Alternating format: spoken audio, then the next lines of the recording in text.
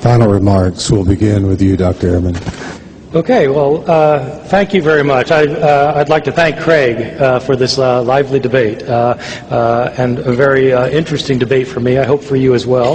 And I'd like to thank the pastoral staff of First Family Church for hosting it. I'd like to thank all of you for being attentive and respectful to someone who feels very much like he's been thrown into the lion's den. No offense. Our ultimate question comes down to whether the Gospels are reliable or not. My view is that the Gospels have mistakes, discrepancies, contradictions, factual errors, textual alterations, additions, omissions, and corruptions in them. This is not a unique view of a particularly liberal professor who teaches at Chapel Hill. I know that I seem very liberal. When we were talking about the format for this debate, I asked that I be given the podium on the left. This view that I am setting forth, though, is not the view of just a liberal professor. It is virtually the consensus view among critical scholars across the United States and Europe. If you don't believe me, let me tell you a few striking facts that I don't think Craig will deny.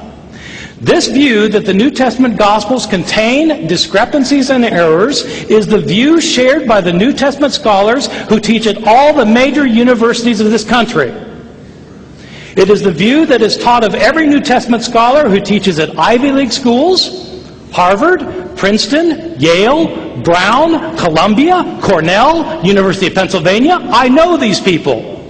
It is the view of professors of New Testament at all the major state universities in this country. Where I live in the East, the University of Florida, Florida State, University of Georgia, all 14 of the universities in my state, North Carolina, University of Virginia, University of Maryland, Rutgers University. It's the view of every New Testament scholar who teaches at major universities in the Midwest, where you live. At the University of Texas, the University of Oklahoma, the University of Kansas, University of Nebraska, the University of Iowa, and so on. It is the view of professors at New Testament in every major divinity school connected with a great university in this country. Harvard, Yale, Duke, Vanderbilt, Emory, University of Chicago, as well as the mainline seminaries not connected with the university. Princeton Theological Seminary, Claremont, the Graduate Theological Union, and on and on and on. These are not my idiosyncratic views. These views are taught at virtually every institution of higher learning in the entire world that is not fundamentalist or evangelical Christian. Most of these people teaching these views are themselves Christian, but they don't have an evangelical assumption that the Bible is without mistake. The only ones who say otherwise are fundamentalists or conservative evangelical Christians. How can that be? Is everyone else, apart from evangelicals, not as intelligent? Are they blind?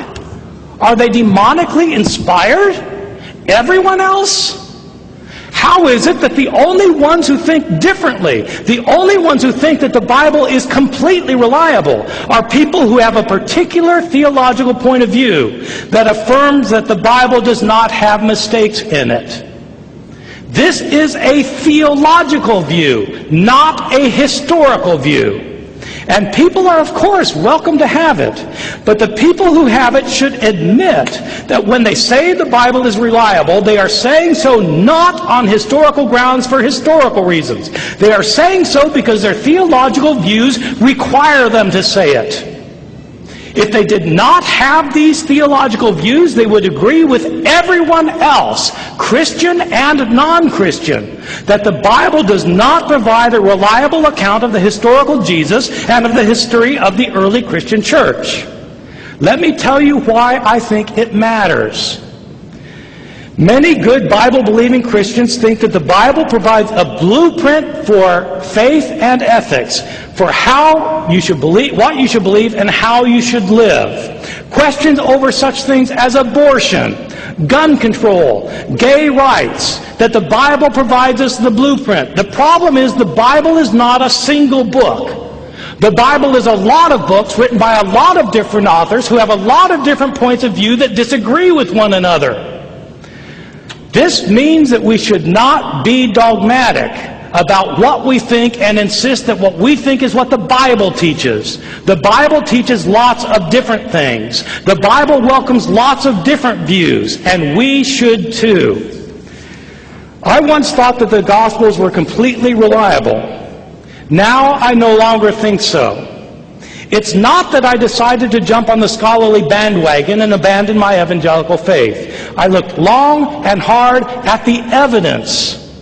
I studied it for years. I grappled with it. I prayed over it. I talked it over with friends and loved ones. And eventually I came to see the truth. The Bible does not provide a reliable account of the things Jesus said and did. I know most of you will not change your mind.